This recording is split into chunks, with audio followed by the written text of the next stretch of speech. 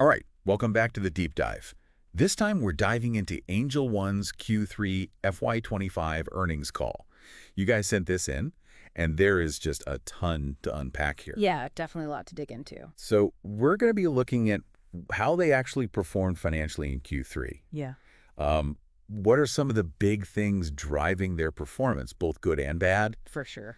How are they handling all these new regulations? Mhm. And, of course, what's their game plan? What's their strategy? How are they thinking about growth going forward? Yeah, all great questions. So first up, just to kind of set the stage, I mean, Yeah.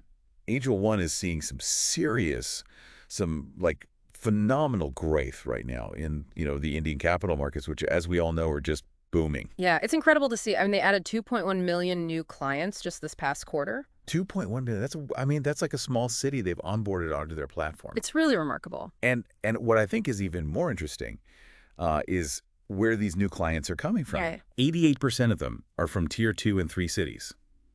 So it's not just the usual, big city investors. They're really reaching a wider audience. It really shows you how the investor landscape in India is changing, evolving, Exactly. Yeah. reaching beyond the traditional, metropolitan hubs. Absolutely. Yeah.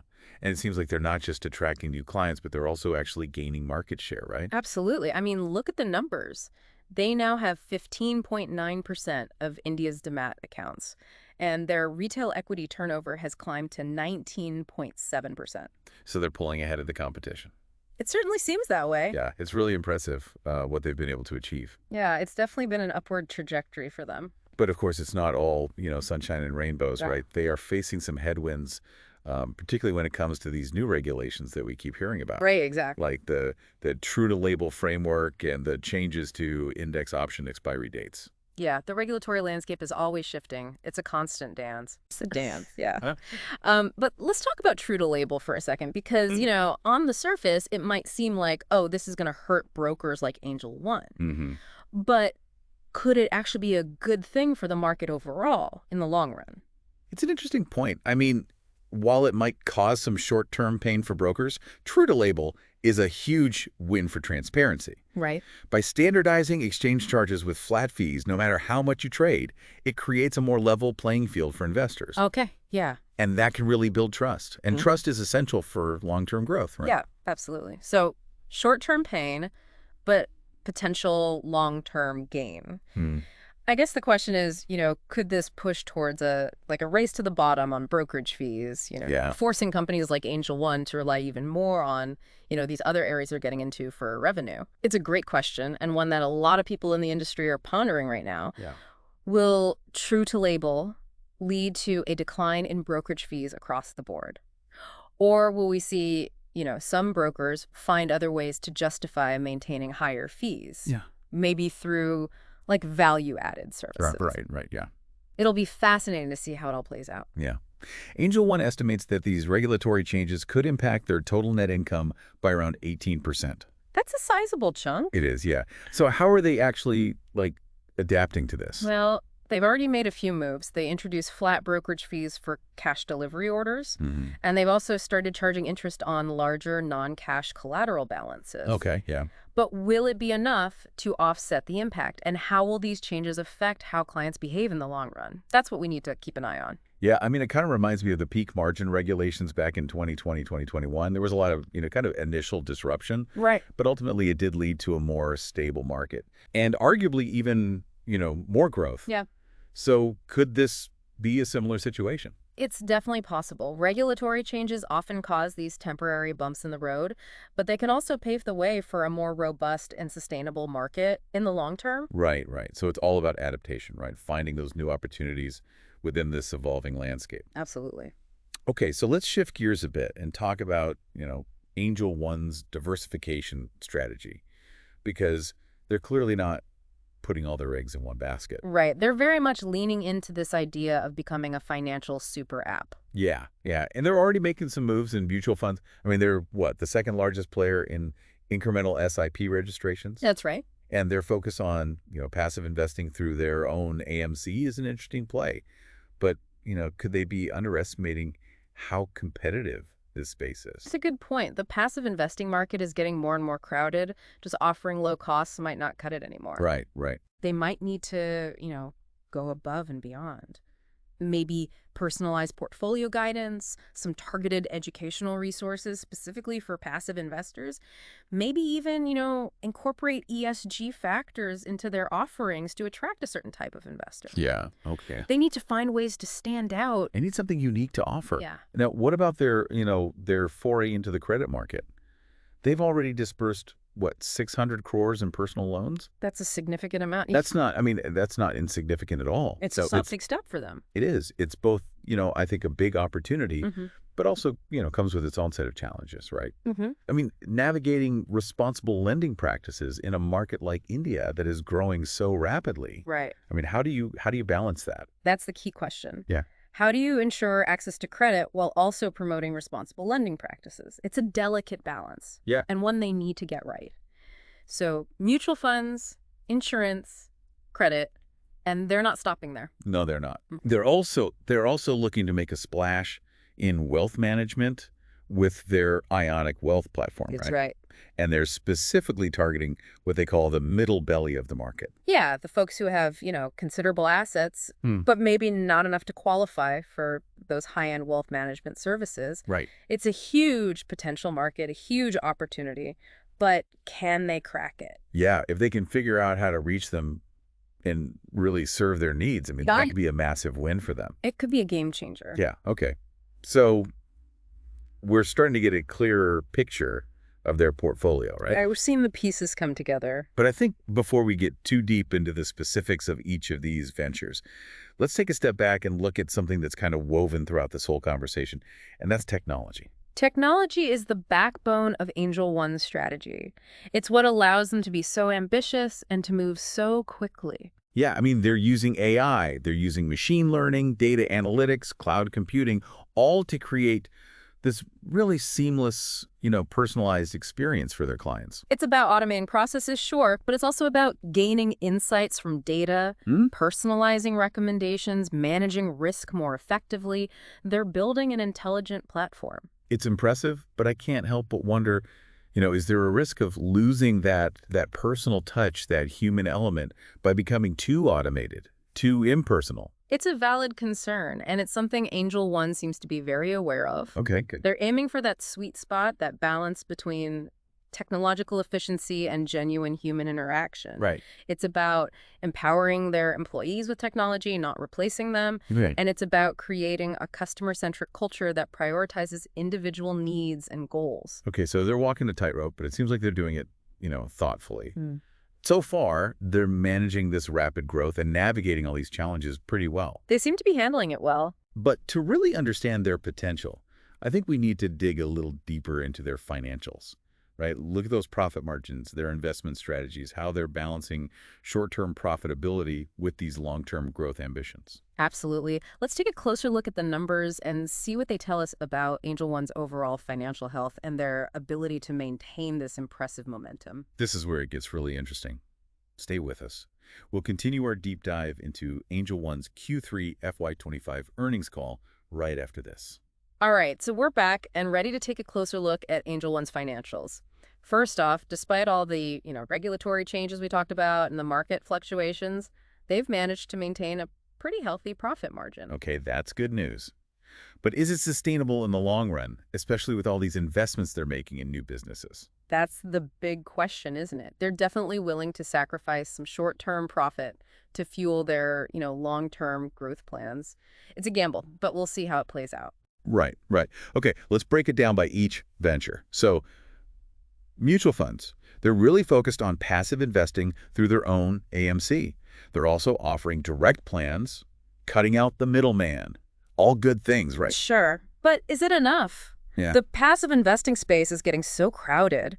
How do they plan to actually stand out, attract investors beyond just offering low fees? Yeah, that's a good point. It's like everyone's jumping on that bandwagon now. Exactly. So they need to offer something more, something that adds value, maybe personalized portfolio guidance or educational resources specifically for passive investors, maybe even incorporating ESG factors into their passive fund offerings to appeal to that, that growing segment of investors who really care about that kind of stuff. Yeah, that makes sense. Got to give people a reason to choose you over, the other 100 options out there. Yeah, Okay, now what about insurance? They launched motor insurance through their super app, which, I mean, sounds convenient. it does. But can a digital distribution model really disrupt the traditional insurance industry? I mean, that's a tough nut to crack. Yeah, it is. But it definitely has the potential. Think about it. The traditional insurance industry has a reputation for being slow, confusing, not very transparent. Right. So Angel One's digital approach could be a game changer. It's simpler, it's more transparent, and potentially even cheaper. Okay, but insurance is all about trust, right? Especially when it comes to actually filing a claim. For sure. Can they really compete with these established players who've, been around for decades? That's where their customer service and claims processing capabilities come in. They need to prove they can be reliable, responsive, especially when customers need them most. That's how you build trust. Yeah, that's true. All right, let's move on to credit. 600 cores in dispersed personal loans is impressive. Yeah, it's a big number. But, navigating responsible lending practices, especially in a market like India that is just growing so fast, it's tricky. Very tricky. How are they making sure they're not taking on too much risk? How are they mitigating the risk of defaults? They're placing a heavy emphasis on using data to make decisions and robust risk modeling. Okay. By harnessing the power of technology, they can analyze huge amounts of data to assess creditworthiness more accurately. So it's like finding that balance, right, Yeah. between giving people access to credit but doing it responsibly. Exactly. Okay, speaking of delicate balances, let's talk about their wealth management ambitions. They're going after this middle belly of the market, which is smart, but this segment is probably used to, very personalized service, a lot of attention. Can Angel One's Ionic Wealth platform really provide that, along with the convenience of technology? Well, they're trying to do both. They're combining investment expertise with technology, but also emotional intelligence. Okay, interesting. They're offering DIY tools for those who want a more hands-on approach, but they also have experienced wealth managers available for personalized guidance. It's like a hybrid model. Yeah, kind of like best of both worlds. Right, trying to cater to different needs and preferences within this segment. Interesting. It's like they're trying to, bridge the gap between the traditional way of managing wealth and what this new generation of investors wants, the digital experience. Exactly. And that brings us back to technology, which is really at the heart of Angel One's entire strategy. Yeah, it's their engine, right? It's how they're able to do all of this. They're investing heavily in AI, machine learning, cloud computing, all that stuff.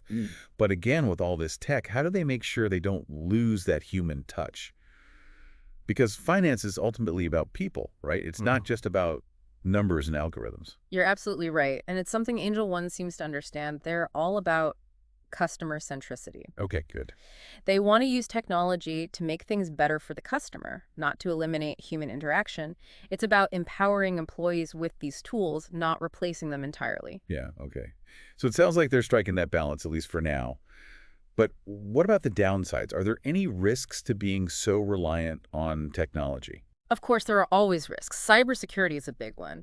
As things become more digital, there's more vulnerability to hacks and data breaches. Right. They need to invest heavily in security and make sure their systems are, rock solid. And what about data privacy?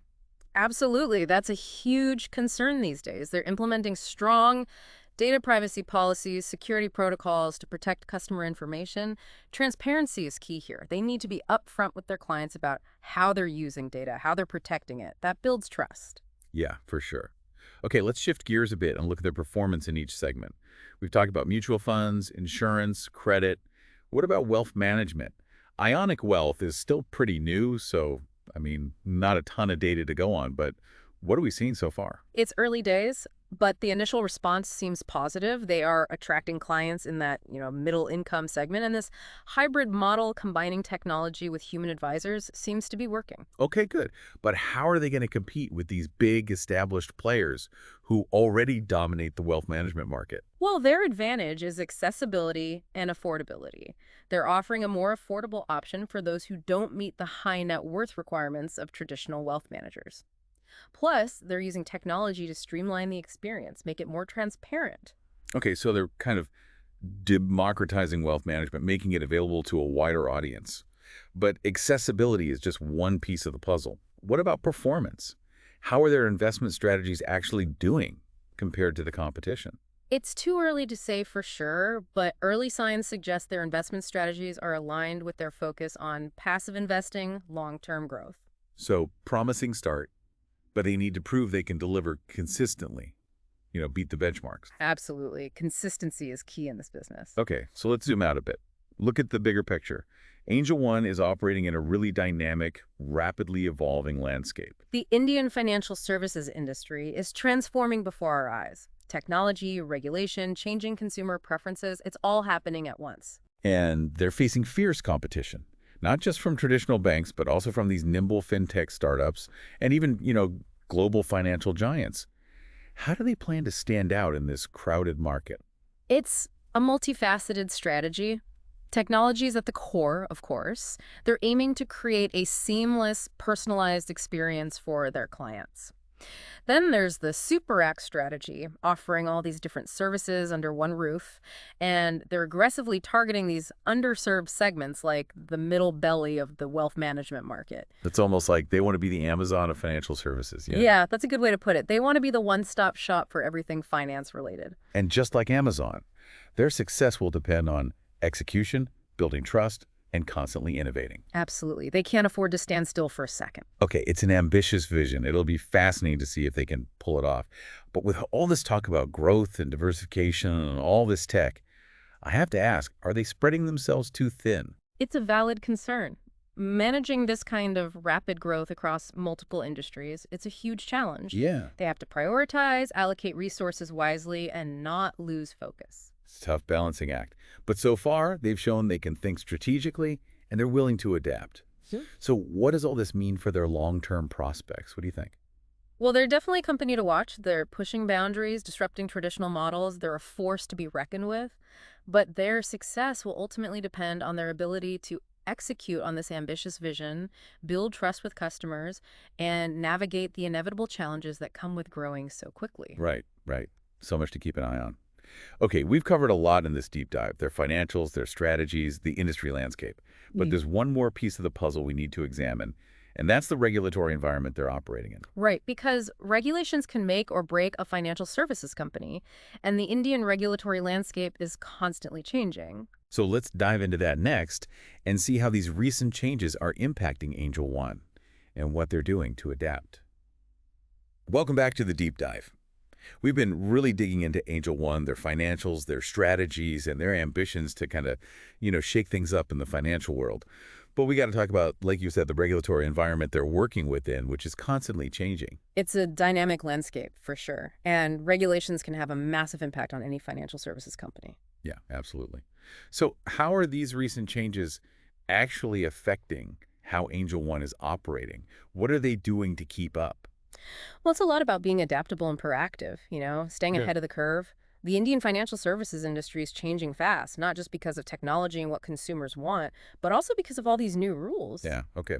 We touched on the true-to-label framework earlier, which is a big shift for the brokerage industry as a whole. How's Angel One handling this transition? Yeah. And, what's the bigger picture here? What are the long-term implications? Well, they've made some adjustments to their fee structure, as we discussed, flat brokerage fees for cash delivery orders, charging interest on larger non-cash collateral balances. Those are the immediate changes. Yeah. But long term, it's a bit of a wait-and-see situation. Yeah. Will this really level the playing field, lead to lower brokerage fees across the board? Or will the bigger players find ways to hold on to those higher fees by, offering other services, adding value in different ways? It's interesting to think about how this could reshape the industry, and it's not just true to label they're dealing with. The changes to index option expiry dates are also shaking things up a bit. Definitely. Consolidating those expiry dates to a single day on each exchange has created a more concentrated trading environment, you could say. Okay. We've seen some volatility, some adjustments to trading volume in the short term, but it's still too early to say what the long-term effects will be. Yeah. Will it change trading strategies? How about liquidity in the options market? Lots of questions still to be answered. So these regulatory changes, they're definitely adding a whole other layer of complexity to Angel One's story. But it's not just about regulations, right? I mean, they're facing some serious competition, Yeah. not only from traditional banks, but also these new fintech startups popping up everywhere, and even, these global financial giants coming in. Yeah. So how are they going to stand out in this crowded space? They're taking a pretty unique, I would say, multi-pronged approach. They're really leaning into technology, obviously, to create this seamless and personalized experience. Hmm. They've got this whole super app strategy offering a really diverse range of services, and they're going after those underserved segments like we talked about, the middle belly of the wealth management market. It's a bold strategy Sure. for sure. Yeah. But is it enough to like really set them apart? I mean, there are so many financial services providers out there these days. Well, it all comes down to execution, right? Can they actually deliver on their promises? Can they build trust with their customers? Can they prove that their approach, this integrated approach, really adds value? If they can do all that, I think they have a real shot at carving out a significant place for themselves in the market. So we've covered a lot of ground here. Yeah. Their financials, their strategies, the regulatory stuff, the competitive landscape. But for our listener, the person who's trying to, make sense of all of this and make smart financial decisions, what are the key takeaways? What should they be thinking about after listening to this deep dive on Angel One? I think there's some really valuable insights here. First of all, Angel One's story really highlights how much technology is changing the financial services industry. Yeah. It's about creating more efficient solutions, personalized solutions, and solutions that are more accessible for everyone. It seems pretty clear that, the future of finance is digital. What else? What other takeaways should our listeners be thinking about? Another big one is the importance of diversification and being able to adapt. Angel One isn't just sitting there content with being a brokerage firm. They're branching out, offering more services, evolving to keep up with what their customers want and need. It's a good reminder that, you can't just stand still in today's world. Things change too fast. Exactly. And the last takeaway, I think, is the importance of putting the customer first. Angel One, they're laser focused on understanding their customers' needs, building trust, and providing an experience that is, smooth and personalized. So to recap, embrace technology, diversify what you're offering, and really prioritize those customers. I mean, that sounds like a pretty good recipe for success in any industry, really. Yeah, it's a solid foundation. And for anyone who's interested in, the Indian financial market specifically, Angel One is definitely one to keep an eye on. Their journey is just getting started, and it'll be really interesting to see how they handle the challenges and opportunities that come their way. Well, this has been a fascinating deep dive into Angel One's Q3 FY25 earnings call. Thanks for sticking with us. Hopefully you found this insightful and got you thinking. As always, the financial world is constantly evolving, so stay informed, stay curious, and keep asking those questions. And until next time, happy investing.